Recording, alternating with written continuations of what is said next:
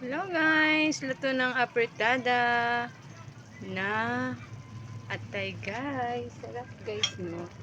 Tingnan nyo guys, ang sarap. Sarap ng apretada guys. Ayan.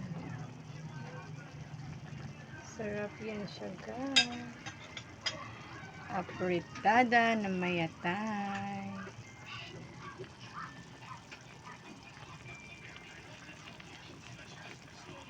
Ang sarap-sarap guys. Tingnan nyo. Kumukulo-kulo pa siya guys. Sarap-sarap yan siya guys.